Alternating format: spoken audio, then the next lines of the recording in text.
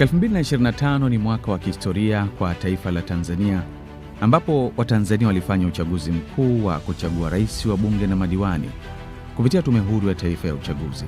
Wananchi walishiriki kwa wingi na hatimaye Rais Dr. Samia Suluhu Hassan alitangazwa mshindi na kuendelea kuongoza nchi kwa awamu nyingine. Baada ya kuapishwa rasmi, Rais Samia alianza kazi mara moja kwa kasi na mwelekeo mpya, akisisitiza kauli yake ya kazi na utu, tunasonga mbele, ikiwa na msisitizo wa maendeleo jumuishi, ustawi wa wananchi na diplomasia ya uchumi. Novemba 14 mwaka 2025, Rais Dr. Samia Suluhu Hassan, wakati akilihutubia na kulifungua bunge la 13 la Jamhuri ya Muungano wa Tanzania bungeni Dodoma, kwa upande wa Wizara ya Ujenzi, aliahidi kuendelea kukamilisha utekelezaji wa miradi ya ujenzi wa miundombinu na kuendelea na miradi ya kimkakati, hususan upanuzi wa barabara katika miji na majiji. Mheshimiwa Spika, eneo jingine takalolipa uzito mkubwa ni sekta ya ujenzi. Kipaumbele chetu kitakuwa kukamilisha miradi mbalimbali ya ujenzi wa barabara ambazo tayari zimeanza na zinaendelea. Tutaongeza kasi ya utekelezaji wa miradi ya barabara kupitia TANROADS ili tufikie lengo letu la kuunganisha wilaya zote na makao makuu ya mikoa yao kwa kiwango cha lami.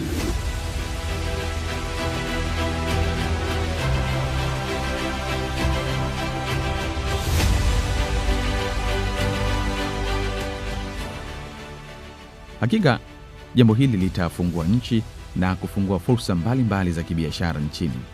Katika awamu yake ya kwanza, tumeshuhudia ukamilishaji wa ujenzi wa madaraja makubwa 9 na takriban barabara zenye urefu wa kilomita 15,511.25 zipo katika hatua mbalimbali ya utekelezaji. Leo tunaangazia siku 100 za uongozi wa Rais wa Jamhuri ya Muungano wa Tanzania Dr. Samia Suluhu Hassan katika sekta hii ya ujenzi. Moja ya mafanikio yaliyogusa maisha ya wananchi moja kwa moja ni ukamilishaji wa madaraja ya dharura katika maeneo mbalimbali nchini yaliyokuwa yameharibika kutokana na mvua kubwa za El Nino na kimbunga Hidaya zilizonyesha kati ya mwaka 2023 na mwaka 2024. Kukatika kwa madaraja hayo kulisababisha adha kubwa ya mawasiliano yaliyosababisha kusimama kwa shughuli za kiuchumi na kuhatarisha maisha ya wananchi.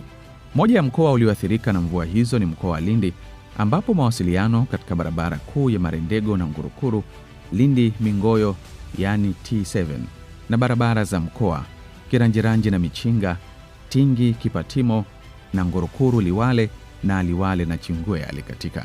Hapa tupo katika barabara ya Marendego Lindi Mingoyo, barabara ambayo inaunganisha mikoa ya Mtwara pamoja na Ruvuma.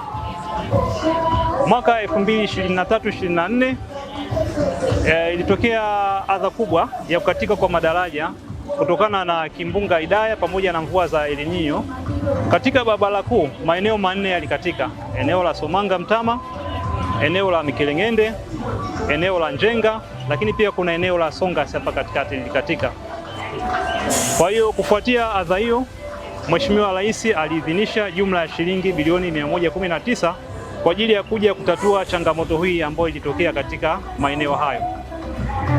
Kwa hilo tunamshukuru sana Mheshimiwa Rais kwa fedha hizo ambazo mpaka hivi sasa zimeshatatua changamoto hiyo na kufanya kukatika kwa madaraja katika maeneo hayo sasa kuwa historia.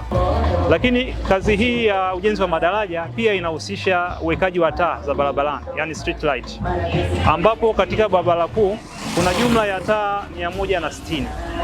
Taa hizo tunategemea zitasaidia katika kuweka usalama katika maeneo ya mabarabara, lakini pia itasaidia katika shughuli za biashara katika maeneo haya, ambapo wafanyabiashara wataweza kufanya kazi mpaka usiku kwa kuwa kutakuwa kuna mwanga na usalama. Hivyo tunamshukuru sana Dr. Samia Suluhu Hassan kwa ajili ya kuidhinisha kiasi hicho cha fedha ambacho kimetatua changamoto iliyokuwepo hapo awali.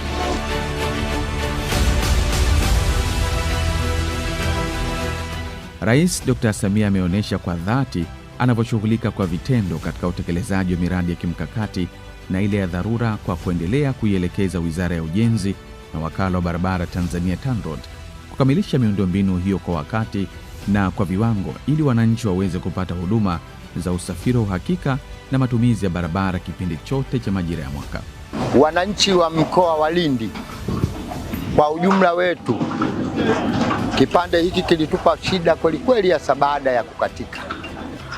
Tunamshukuru sana Daktari Samia Suluhu Hassan kwa kazi nzuri aliyoifanya ya kuirudisha miundombinu hii kwa kiwango cha ubora wa mara 5 zaidi ya pale ilipokuwepo.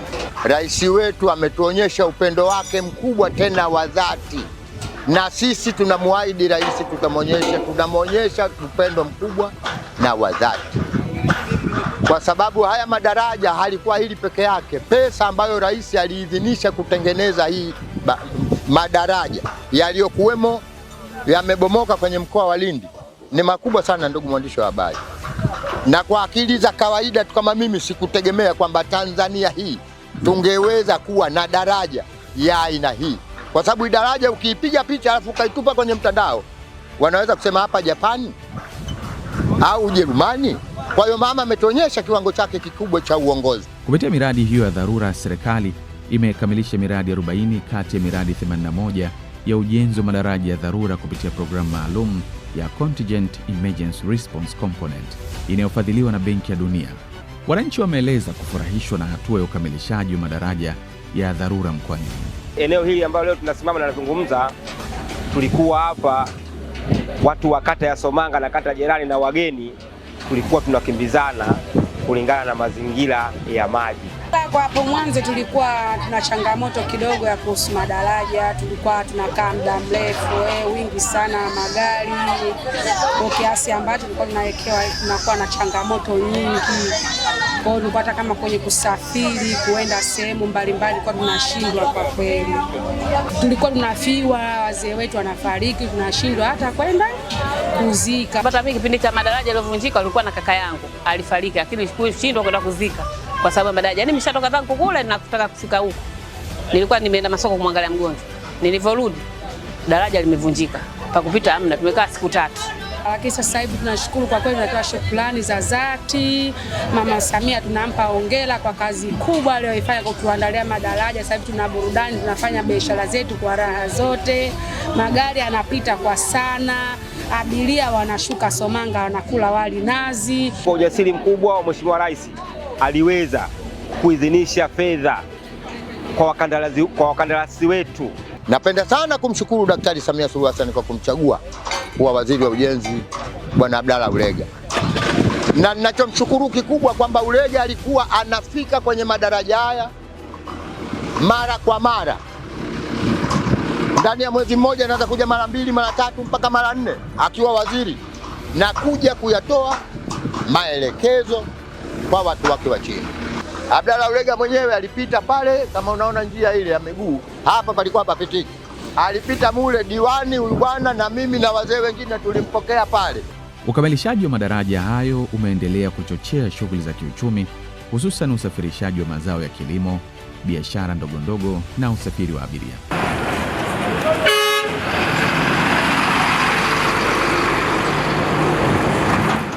Madereva wa magari ya abiria na malori wamesema muda wa safari umepungua na gharama za usafiri na uchukuzi zimepungua na hivyo kuleta tija.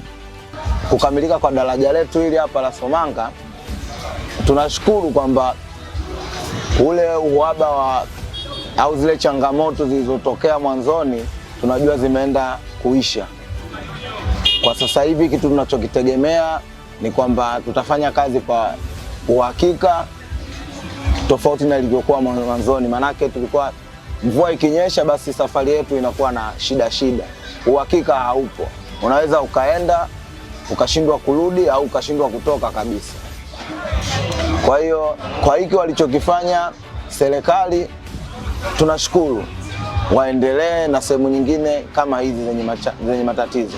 Wito wangu kwa tume ya barabara, kuanzia madereva wa magari mpaka sisi wa bodaboda, ni tuwe makini na utumiaji wetu wa barabara na pia tulinde barabara kwa usalama zaidi na mambo mengine. Mimi kwanza natoa shukrani kubwa sana kwa Mheshimiwa Rais Dr. Samia Suluhu Hassan kwa kutuletea madaraja na kutuwekea taa ambazo tunaweza tukafanya kazi sasa hivi usiku na mchana. Kiukweli lazima niipongeze serikali kwa hali zote kufanya. Hivyo tunatoa shukrani za dhati kabisa, na moyo huo asiuache kuiweka Somanga katika hali njema, kuweka katika mji wetu hali mzuri, kwa sababu Somanga kiukweli, kwa madaraja yaliyokuwa yamekufa kipindi kile, hatukutarajia kama yatakwenda kwa wakati katika huu. Hata juzi alipokuja waziri, tumepita mule wote, Bwana Ulega, kwa kweli tulishukuru sana. Katuonesha tumepita, kwa sababu Wachina wale walikuwa mpaka sasa hivi hawajaturuhusu sisi kupita mule, lakini Bwana Ulega akabidi atupitishe njia zote. Kwa hiyo sisi tumetoa shukrani sana na mambo yameenda vizuri. Kwa hiyo vile vile ipo haja wananchi wote kwa ujumla tuwe pamoja kabisa kwa kulinda miundombinu iliyokuwepo, na serikali iwe vizuri, asikose mtu kuadhibiwa. Yoyote atakachokifanya kibaya, basi lazima aadhibiwe, afuatiliwe sheria kadiri ya uwezo, kwa sababu ile miundombinu tunavyoiharibu, maana tunaitia hasara serikali. Sasa tunavyoitia hasara serikali, maana tayari iwajibike tena serikali, hicho kitu kisipendelewe. Kwa hiyo serikali, kwa sababu kituo cha polisi kipo karibu, viongozi wote wa serikali na kuanzia ngazi ya chini mpaka juu, sisi ndio tuwe waangalizi wa miundombinu yote iliyokuwepo pale. Kwa hiyo tunachoomba, tafadhali serikali iwe tayari kwa hali yoyote kupambana na mtu yoyote ataotia uhalifu kwenye madaraja yale, iwe kutoa taa, iwe kufanya kitu chochote kibaya kinachokuwa pale. Serikali lazima imwajibishe mtu, sio bila huruma aina yoyote, kwa sababu tunamwona tayari ni mbaya wetu, hawezi kutusaidia. Kwa hiyo mama, tunakushukuru sana, tunashukuru. Fanya kazi kwa hali zote, acha kusikiliza maneno kama unavyosema mwenyewe wewe, mtu aongee aseme, lakini tunakwenda mbele. Kwa hiyo salamu kwa mama, tunashukuru, tusaidie kadiri ya uwezo, endelea kupiga kazi. Kwa bahati nzuri au mbaya, kutokana na hali ya hewa na uharibifu mkubwa wa madaraja yetu maeneo ya Somanga mpaka na Ngurukuru, lakini kwa jitihada za serikali imeweza kutufanikishia ujenzi na hivi sasa na kurudisha katika miundombinu iliyokuwa sahihi. Yaani ni jukumu kubwa, na tunaipongeza sana kwa jitihada za Mheshimiwa Rais Samia Suluhu Hassan pamoja na viongozi wenzake ambao mawaziri pamoja na wote waliotoa michango yao na misaada yao katika kufanikisha zoezi hili, na kuipongeza pia na wakandarasi ambao waliokubali kuchukua ule mradi na kutekeleza kwa wakati, ingawa kwa tabu ngumu sana na hali ya hewa ilikuwa sio nzuri, lakini tunampongeza Mheshimiwa Rais na watendaji wake, na tayari hivi sasa kurudi katika uelekea. Kwa hiyo tunachoomba kama serikali, bado jukumu la ulinzi lipo kwetu sote, wananchi wenyewe pamoja na sisi na serikali, kuangalia na yule atakayewajibika kuona ameharibu miundombinu achukuliwe hatua za kisheria kama utaratibu unavyokuwepo.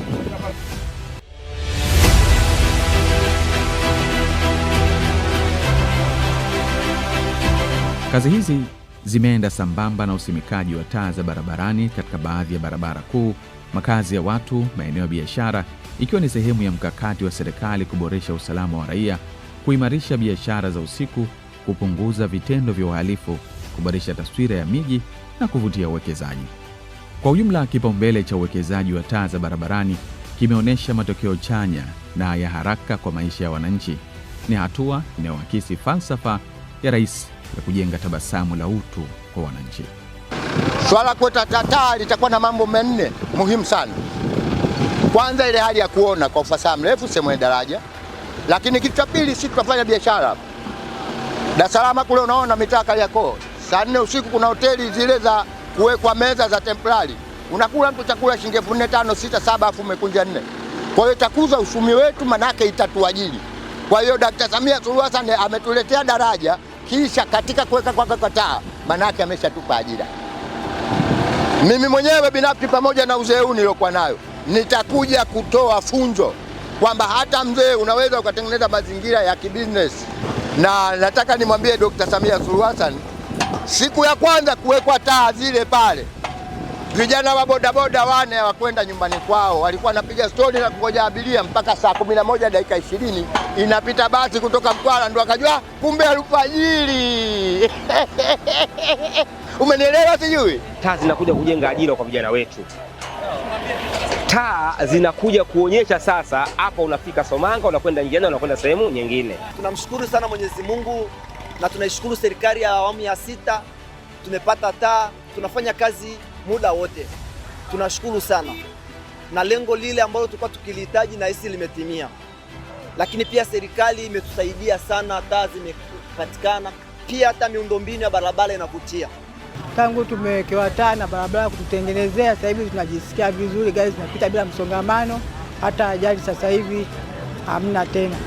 Na taa zinatusaidia mwana kwa sababu ya vibaka, kulikuwa na vibaka wengi wanasumbua, lakini kwa sasa hivi tuko vizuri, hamna vibaka, tunafanya biashara mpaka saa 6 saa 7, tuko shwari, hamna shida yoyote. Kwa mamlaka, ujumbe wangu kwa kweli namshukuru Mama Samia kwa kutuletea taa na kutuletea maendeleo Mabatini. Mungu amjalie. Sasa hivi kama sasa hivi kwanza kuna mwanga, hapo yani hata kama umeme umekatika mtaani, barabarani panakuwa bado kuna usalama. Kwa sababu zamani kulikuwa na giza barabarani.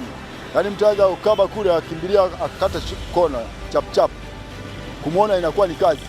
Ila kwa sasa hivi hata mtu akikufanyia noma anaanza akavuka barabara, unajua unamuona anapokimbilia kabisa moja kwa moja. Kiukweli mimi naona jamaa wao kataa wako vizuri. Yani huyu ni jamaa wangu. Ni mmoja wapo waliotengeneza barabara hii. Sasa nikamwambia bwana, mimi nipige picha hata nyingine, hata nikiangalia hizi picha nakumbukia jamaa amejenga barabara, mambo yatakuwa fresh, wameweka na taa. Yaani kiukweli nilikuwa nataka niweke kama kumbukumbu fulani, kwamba hapo niweka kumbukumbu kwamba nilikuwa na jamaa wangu watengeneza hii barabara. Bwana, kutokana kufungwa kwa hizi taa inatusaidia mambo mengi, mojawapo wafanya biashara wadogo kama mama hapo anauza, anapata mwanga kutokana na nini, na hizi taa zilizofungwa hapa barabarani. Na pia zinatusaidia sisi watembea kwa miguu, tunapopita tunapata mwanga. Kabla ya kufungwa kwa hizo taa, naona hali ilikuwa ni mbaya kidogo, kwa sababu tulikuwa tunakosa hata wafanya biashara kama hivi, walikuwa wanufaika si chochote, kwa sababu uwezo kuja kufanya biashara sehemu kuna giza. Lakini zilipofungwa hizi taa, naona na wenyewe wananufaika kutokana na hizi taa za barabarani.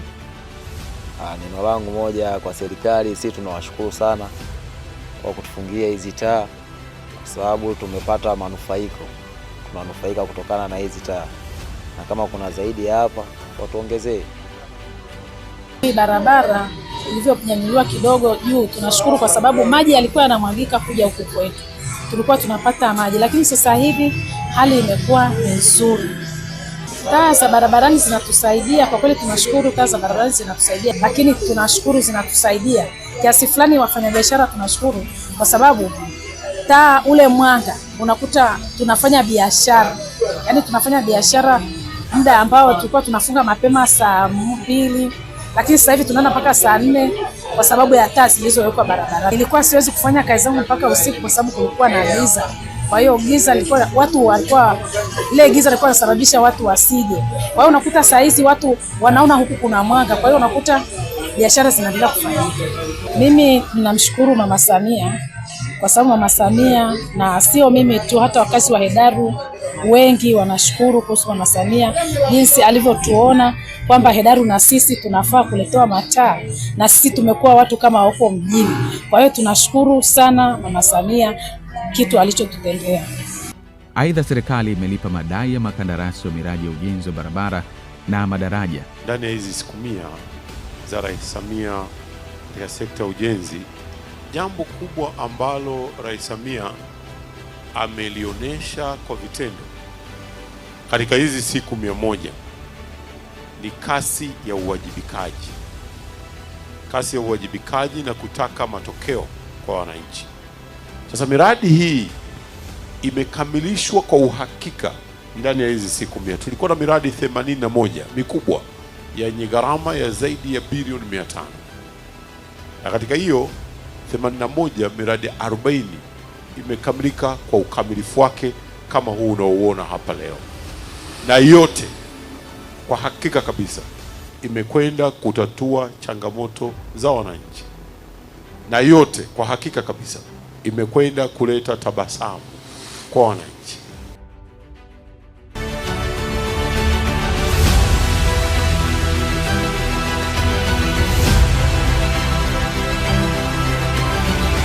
Katika siku 100 za vitendo, serikali imeyapatia makampuni 4 ya makandarasi wanawake wazawa mradi maalum kwa ujenzi wa kiwango cha lami wa barabara ya Rwanda Ibiwili yenye urefu wa kilomita 20 mkoani Songwe.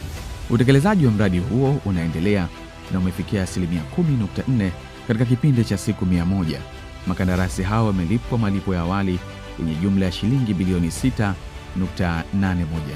Kwa hiyo ndugu zangu, nimeiona hii kazi na nimeridhika na hii kazi, na ninaomba kama nilivyosema ya kwamba fanyeni kazi wakina mama, fanyeni kazi. Wananchi wanataka kuiona barabara yao inakamilika kwa wakati, na Rais Samia amenipa maelekezo kila mahala ambako barabara zinatengenezwa hivi sasa, ukamilifu wa barabara ule ni pamoja na kuwekwa kwa taa za barabarani. Kwa hivyo na hapa Iyula na vijiji vingine vitapata taa za barabarani ili kuweza kufanya biashara usiku na mchana. Aidha, serikali kupitia wakala wa ufundi na umeme TEMESA imetoa jumla ya shilingi bilioni 10.278 kwa ajili ya ukarabati mkubwa wa vivuko vya MV Makongoni na MV Kigamboni, ambapo ukarabati huo unaendelea. Katika kipindi cha siku 100, serikali imetoa jumla ya shilingi bilioni 20 kwa Wizara ya Ujenzi kupitia wakala wa majengo Tanzania TBA kwa ajili ya kazi ya ujenzi wa nyumba 150 kwa ajili ya makazi ya watumishi wa umma awamu ya pili katika eneo la Nzuguni jijini Dodoma, ambapo unaendelea na umefikia asilimia 34. Ujenzi wa majengo mawili ya ghorofa yani block C na D yenye uwezo wa kuchukua familia 32 katika eneo la Magomeni Kota unaendelea na umefikia asilimia 78. Aidha, ujenzi wa jengo moja la ghorofa lenye uwezo wa kuchukua familia 14 katika eneo la Ghana Kota jijini Mwanza ambao unaendelea na umefikia asilimia 39. Ujenzi wa majengo mawili ya ghorofa ya makazi katika eneo la Canadian Village Masaki jijini Dar es Salaam umekamilika kwa asilimia 95. Kwa hakika siku 100 za uongozi wa Dr. Samia Suluhu Hassan zimeacha alama inayoonekana katika sekta ya ujenzi. Ni siku 100 za vitendo, uwajibikaji na kuzingatia utu wa mwananchi. Kupitia miradi ya kimkakati inayoendelea kutekelezwa nchini, serikali imeendelea kuimarisha miundombinu na kufungua fursa mpya za kiuchumi na kijamii, ambapo juhudi hizi zinajenga msingi imara wa maendeleo endelevu, ambapo manufaa yake yanamgusa mwananchi mmoja mmoja na taifa kwa ujumla.